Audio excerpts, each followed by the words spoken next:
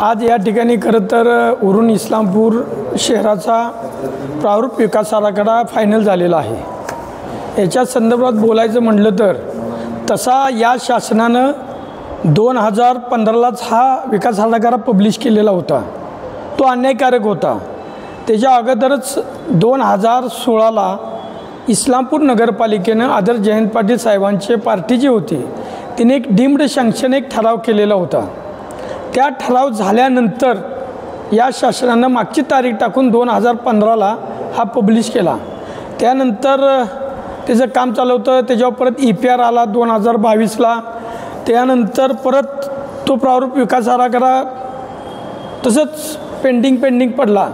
त्यानंतर आमच्याच पार्टीची काही लोक रिट पिटिशन दाखल केलं हायकोर्टात की जो नगरपालिकेने डीम्ड सँक्शन केला आहे तो शासनानं मान्य करावा। त्याच्या शासनाचं मत आलं, शासनाचं मत येऊन त्याच्या हिअरिंग झाली आणि आत्ता या शासनानं कोर्टाच्या डीम्ड सँक्शनप्रमाणे आत्ताचा हा DP डिक्लेअर केलेला आहे। तरीसुद्धा कोर्टात त्याच्यात एक ऑर्डर केली कोर्टानं, आहे तसं न सँक्शन करता की मौलिक स्वरूपाचे बदल करावे असे ऑर्डर करून या शासनानं ती ऑर्डरसुद्धा होऊनसुद्धा 3-4 महिने इलेक्शनमधला पिरियड काढून असे 6 महिने काढून आत्ता पब्लिश केलेला आहे।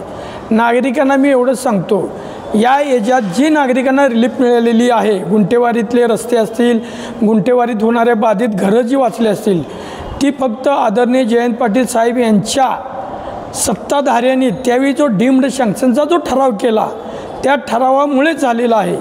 आणि दुसरा एक नगरपालिकेनं 2013ला एक ठराव केलेला होता की DPचं काम चालू होतं त्यावेळी की गुंठेवारी एरिया हा कंजेस्टेड झोनमध्ये धरावा आणि तो शासनानं मान्य केला। या दोन जर बाबी सोडल्या तर या शासनानं कोणतीही रिलीफ या प्लॅनिंगमध्ये दिलेली नाही।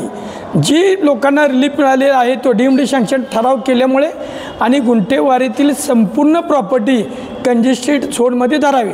त्यामुळे या दोन ठरावामुळे इस्लामपुरातील नागरिकांना बऱ्यापैकी रिलीफ मिळालेली आहे आणि ती आदरणीय जयंत पाटील साहेबांच्यामुळे मिळालेली आहे।